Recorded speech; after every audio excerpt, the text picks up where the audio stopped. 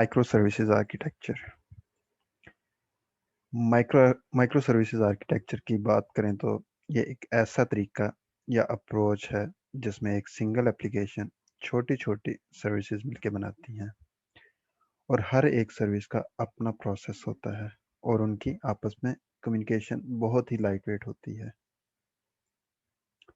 Micro service architecture के बहुत से एडवांटेजेस हैं। उनमें से मेन एडवांटेजेस ये हैं। Number 1, better organisation. Number 2, decoupled. Number 3, better performance. आइए हम इनको डिटेल में देखते हैं।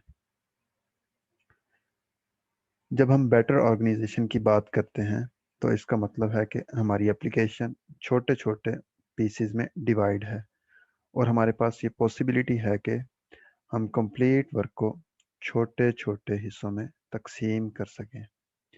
मिसाल के तौर पर एक डेवलपर एक बड़ी सी एप्लीकेशन के छोटे से पार्ट को डेवलप करता है, उसको अप एंड रनिंग कंडीशन में लाता है और उसको यूज़र तक पहुंचाता है। उसको पहुंचाने के लिए और फिर एक और डेवलपर जो कि उस एप्लीकेशन के किसी दूसरे पार्ट पर काम कर रहा है, वो अपना काम जारी रख सकता है और वो अपना पार्ट डेवलप करने के बाद उसे अप एंड रनिंग कंडीशन में ला सकता है। दूसरा पॉइंट, डीकपलिंग। डीकपल्ड का मतलब है, इसकी बात करें तो इसका मतलब है कि चूंकि इनके मबैन कोई रिलेशन नहीं होता, इनके मीनिंग माइक्रो सर्विसेज के मबैन कोई रिलेशन नहीं होता, इनके दरमियान कोई डिपेंडेंसी नहीं होती और ना एक दूसरे में मर्ज्ड होती हैं। किसी भी पार्ट को डेवलप करना और उसे दूसरी एप्लीकेशन के साथ कम्युनिकेट करवाना और उसे यूज़र तक पहुंचाना बहुत ही आसान हो जाता है। तीसरा पॉइंट, बेटर परफॉर्मेंस है।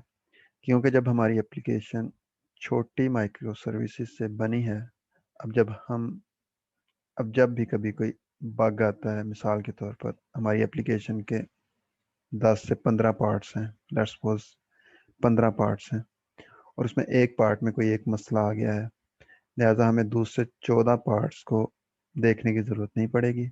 हम उस एक हिस्से को जिसमें कोई बग आया है उसको डाउन करेंगे, उसमें चेंजेस करेंगे और उसे दोबारा अप एंड रनिंग कंडीशन में भेज देंगे।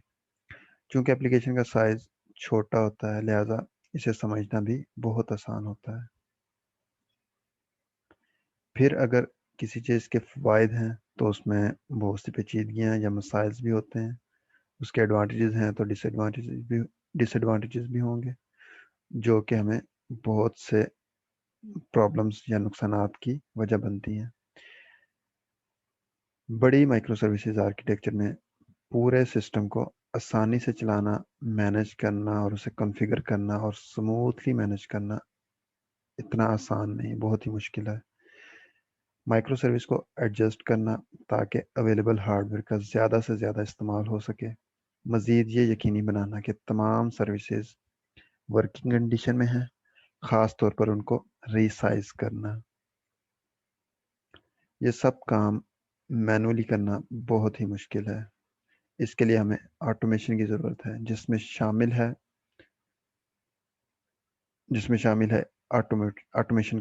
ऑटोमेशन की ज़रूरत है हमें। इन कंपोनेंट्स की हमारे सर्वर पर ऑटोमेटिक स्केजुलिंग की ज़रूरत है और इनकी ऑटोमेटिक कॉन्फ़िगरेशन की, और हमें इसकी निगरानी की। लेट्स सपोज कोई एरर या बग आ जाता है तो हमें कोई अलर्ट आए कि हाँ जी इस पार्ट में कोई एरर या बग आया है, फॉल्ट मैनेजमेंट। ये सब काम करने के लिए हमारे पास एक टूल है जो बहुत ही आसान और बहुत ही इंटरेस्टिंग है। उसका नाम है कुबरनेटीज। ये सब करने के लिए हमें कुबरनेटीज हमारी बहुत ही मदद करता है।